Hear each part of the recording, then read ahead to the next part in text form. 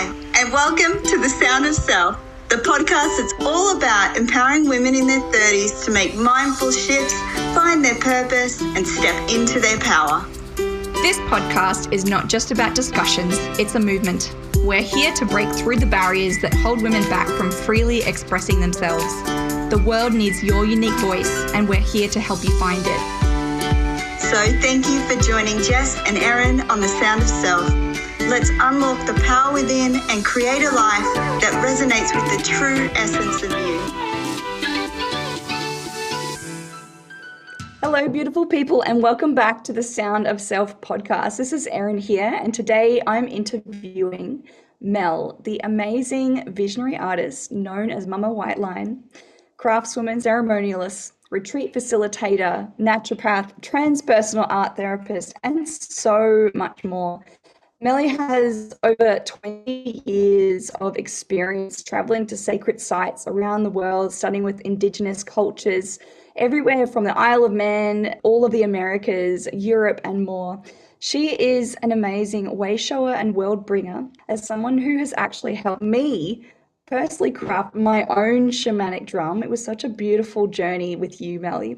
And I'm so excited for you to be talking more about that today and sharing your journey as a drum facilitator and so much more with our ability and the way that we can really connect to our own voices through the drum. So would love to know your take on all of this. Thanks so much, Erin. I really appreciate sharing this time with you. I'm super passionate, as you know, about all things around the drum, but particularly, the way that it has changed my life, and particularly the way that I share my voice and my work in the world. And I see time and time again with all of the people that come and craft their drums with me, so many different layers of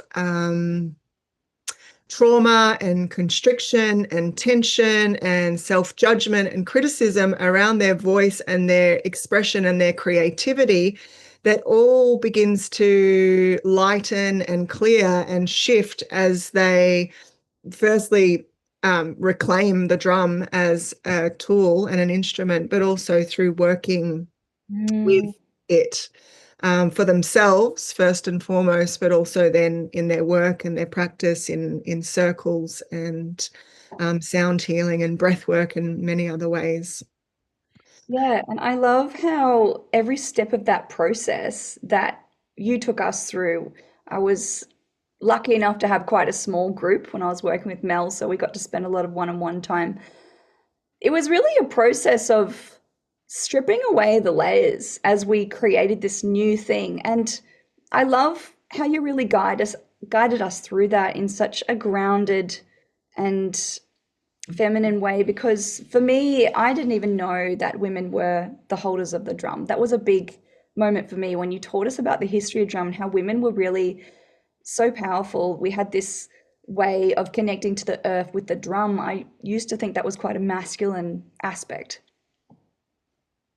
Yeah, that's right. It is a bit of a misunderstanding, I think, and perhaps, deliberate misconstruing of history, that, a lot of women, and particularly white women, are faced with, the genocide of their culture and their lineage as, old European, Anglo-Saxon, right back into the Celtic pagan times. And there's an amnesia that has occurred generation after generation, as well as the intergenerational trauma. And so it's only natural that, people would have forgotten over time that this instrument was actually a fundamental, if not central, aspect of our native Indigenous roots as earth worshipping people once upon a time, and particularly was carried by women through rites of passage, the birthing of babies, during, death rites when people were passing away, at different seasonal cycles, singing to the seeds or singing to the sun and to the earth, and particularly in the worshipping of the goddess and the earth as the sort of manifestation of the divine feminine, great mother, Mother Earth. Yeah. And you were mentioning before about the natural rhythms and how we connect to that. And the drum is a really beautiful way for us to actually connect to our own natural rhythm as a woman. You know, we go through the menstrual cycle, but I think a lot of us are quite out of touch with that in the way we live through the Western world. So, how can we use that to connect more with the drum? Well, it's the most profound, one of the most profound things about the drum is that, firstly, the sound of the drum is so natural, like the natural frequency and vibration of the drum actually mimics the sound of our mother's heart as we were being formed in utero. And so our eardrums are actually being created from this pulsing sound of our mother's blood through her body. And so it's the most innate experience that we have as we are coming into materialization. And so, in working with that sound, vibration, and frequency, we're able to ground back into that place, into that regulation of connection, of protection, of being held and nurtured and nourished, and the in between liminal space between, the form and the formless. Mm. And in that place, when the nervous system is regulated and we feel safe, a natural opening begins to happen, and we're able to, just like a child emotes. It's not thinking about whether it sounds good or bad or right or wrong or within pitch or not pitch. In fact, a lot of children deliberately use distorted sound effects to get good attention, and so it enables us to really get back to our primal nature and our expressive nature and begin to explore the body as an instrument in all its ranges of tonality, and the extension of our expression, but also the releasing of emotion through sound, like the emotional clearing that occurs through the different sounds that our body makes. And the drum enables really, an entrainment into that natural cycle, into the natural rhythms that are kind of encoded actually in the symbolic, metaphoric language of the instrument in itself, which I can speak more to in a moment, but that's a whole, next kind of level of the paradigm that the drum is imbued and kind of connected to. Yeah, I absolutely love what you're saying. And this is something I talk about a lot with voice activation is how we have that deep remembering in us when we start working with it and start activating things. Like I've had so many clients where ever since I've used the drum, it's been a whole deeper level that I've been able to go other than just using sound bowls because we've had that misconnection to the earth. And I think it just helps release it in such a beautiful way. As you said, regulates the nervous system, creates a safe space to actually explore those really ugly sounds that we might judge ourselves to hear straight away, that children have no problem, reenacting. But it's so funny. What do you think stops us? Like we get to that point where we can't be that way anymore. What do you think might cause that? I'm a pretty firm believer that it was educated out of us. Right. Yeah, I'm a pretty firm believer it was educated out of us. We naturally are like love-seeking creatures. And so when we don't receive the love that we're hoping to receive, and we're being told to stop making that sound or sit down and be quiet or only speak when you're spoken to, like that stuff also triggers deeper ancestral remembrances of being silenced, of being persecuted for singing and dancing around the fire. I mean, let's be really honest. All of the drums were actually burnt with the people that carried them. Like there's some pretty significant cellular memory there of being shut down, silenced, and oppressed, and told to, to sound good and nice and pretty. Mm. And I feel like, even though there's a beauty and a mastery in being able to master the voice and the sounds and the tones and the notes and all of these things, it's also a very new modern concept. In the scheme of the timeline of humanity, it's a pretty modern concept, this thing of being in tune. I know, and it's good that it's starting to catch on. I feel people are starting to open themselves up more to this. But I want to circle back to something that you actually said to me when we were in the drum making workshop, which was us being the bridge between the sort of realms when it comes to the drum. I know you had said something about that, probably put it in better words than me, but I just love that connection you had where we were holding the drum with one hand, and the way you explained it was so beautiful that there was this really wonderful fluidity and flow when it came to making the sound, being the heartbeat, and being the extension of that sound as a human, and connecting to our deeper truths and the spiritual world versus the Western technology and all that jazz. Can you talk to me more about that? Oh gosh, that's a whole nother podcast. Bring it on, I say.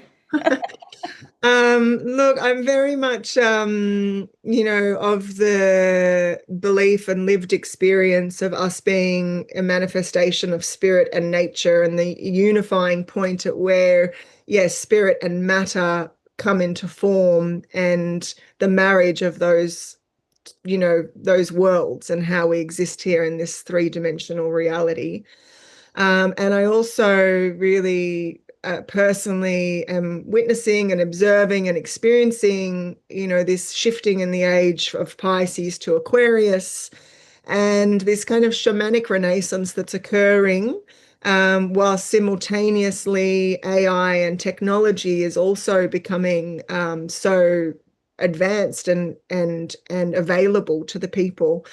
And so it's like we're in an initiation as a species. Humanity is being initiated into their own kind of lived experience. Life is initiating us into our own kind of shamanic power of, how do I bridge these two worlds? How do I bridge between my innate connection to the earth and my dependency and my interrelatedness to the air and the earth and the water and the fire, and then also have the ability to navigate this interdimensional realm of the celestial, spiritual, unseen, untangible, formless space, and be able to be grounded here in the middle of these polarities, which is really the work of the shaman, to be able to be so deep in the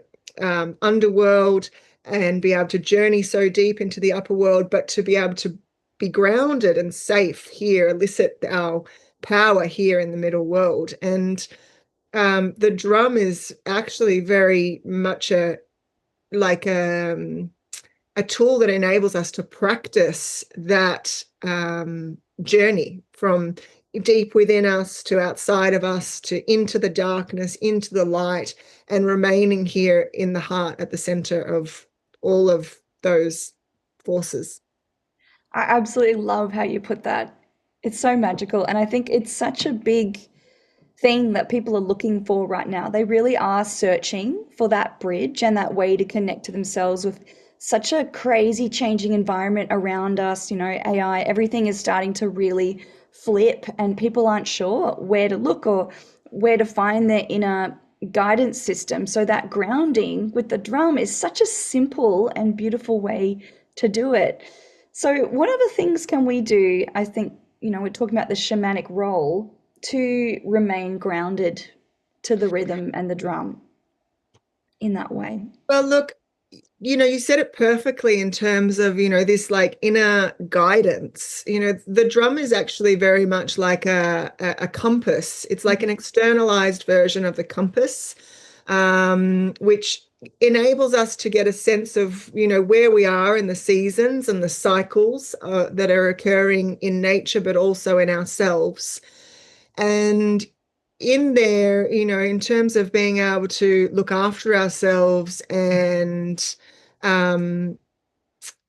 take care in these turbulent times, which are very much a transformation. Yeah, a big transition, like it's stirring up a lot. And so remaining really connected with the earth and taking care of your body with what you're eating, what you're drinking, what you're exposing yourself to, staying connected with the water and making sure that you cleanse yourself and recognize the actual purifying power of water, to be in contact with good quality water and having, really recognizing that it's purifying, having relationship with the fire, having relationship with your breath. The elements are actually the fundamental aspects of maintaining wellness here in this third dimension on this planet.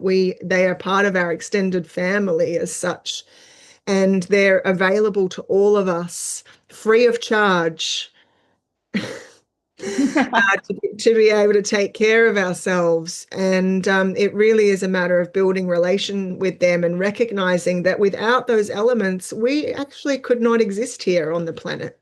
Exactly. And I love how when we were creating this drum, we were creating everything that was from natural fibers and natural elements. There was nothing, man-made within what we did, even from the way we sanded the hoop and the beautiful process of getting the skin and sitting with that and letting it dry out. And then the weaving process, which for me was when all the stuff came up on how to actually weave it without breaking the string. And yeah, but I remember you saying something else around the seasons of the drum and how different areas of the drum represented different parts of us with the seasons. So that was going through, say, our winter and our summer and our autumn. Can you talk a little bit more about that as well? Yeah, sure. Well, in the circle of the drum, and when you look at kind of the Native American sort of indigenous medicine wheel, and also, the Celtic pagan wheel of time, there is an acknowledgement of the different directions and the seasonal association of those directions. And so all of that is mapped out in the circle, in the compass that I just referred to, in understanding where we are in those seasons and those cycles of our own life. And so the east, where the sun rises, is the place of childhood. And when we work through that wheel, depending on which hemisphere we're in, the northern hemisphere cycles clockwise and the southern hemisphere circles anti-clockwise. But essentially, all of us are turning through these seasons of the inner and outer spring, the inner and outer summer, the inner and outer autumn, the inner and outer winter. And all of those seasons actually have something really powerful to teach us about ourselves. And not only, for us in our kind of emotional, psychological growth and maturation, but also for our ancestors who, if they had not been in relationship with the seasonality around them, they wouldn't have known, they wouldn't have planted the seeds at the right time. They wouldn't have harvested the fruits at the right time, and they would have perished in the winter. Like it was essential to life Yeah. to observe and participate in those cycles that were happening in the environment, and acknowledging what was taking place in the environment. We also recognize that this is happening within us, and particularly it's very, very evident, and there's a lot of beautiful work done all throughout time by many incredible women around the cycle of a woman's menstruation cycle, and how in that 1 month cycle we also move through our spring, our summer, our autumn, and our winter, and we're moving through that every month. And so too are men in their own testosterone hormonal cycles. So we are like intrinsically made up of these seasons and cycles just by our very nature of existing here on the planet Earth. Wow. Oh my gosh, Melly, I just love everything you're saying. My brain's going three different directions. Like, I could talk about this. Um, so to wrap this up, if you were helping someone, if you wanted to give someone, I suppose, a golden nugget of wisdom, how would they move through the cycles best? How would they transition best with everything that you know and what you've been through? I think the most important thing is to slow down, actually. And particularly in this Western world that is just so driven on caffeine and sympathetic nervous system arousal, which is like a trauma, flight, fright, fight, fawn, freeze Yeah. response. Life goes very, everything's very fast. There's constantly a million things to take care of. There's so much noise in the world coming at us from all directions, whether it's from, social media, the news, the down at the mall, all of the things. And so just simply slowing down and taking time and orienting back to our breath and back to our body, and why meditation and breath work and sound healing have become so popularized in this last little while is because it helps us to reorient back towards deeper listening and learning how to listen deeper, so that we're not just responding to superficial noise in the environment.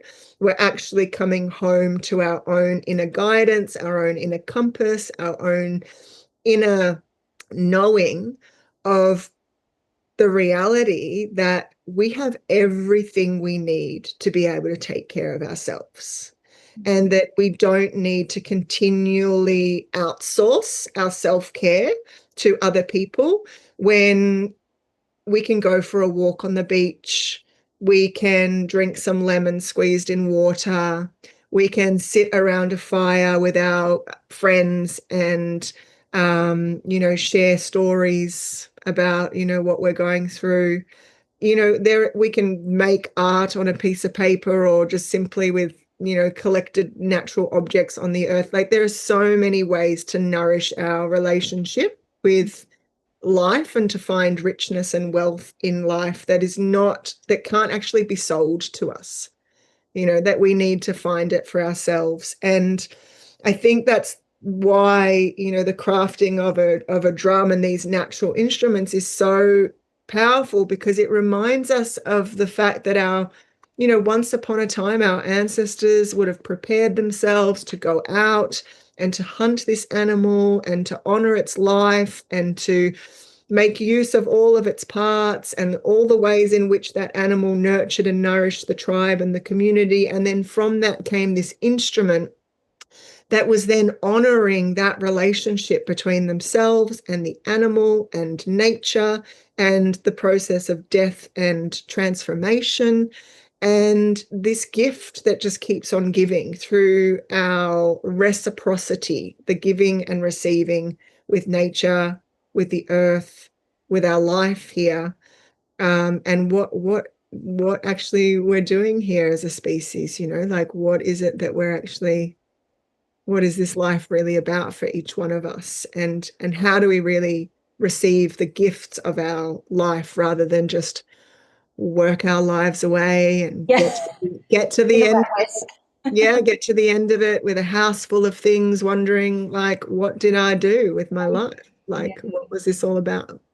Thank you so much, Melly. You are just your energy is so beautifully grounded and wise. And I do really appreciate you coming to chat about all of the things today. So, really, at the end of the day, it's just get back to nature, right?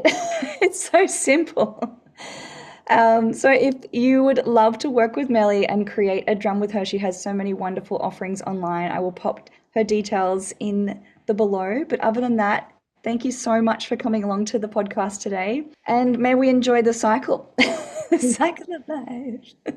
Exactly. Thank you so much, Erin. Such a pleasure to be able to share with you again. And I really appreciate your time. Thank you for tuning in to The Sound of Self. We hope today's episode inspired you with new insights and reflections. If you enjoyed our conversation or found it helpful, consider sharing it with a friend or leaving us a review. Help us reach more people like you on their self-discovery journey.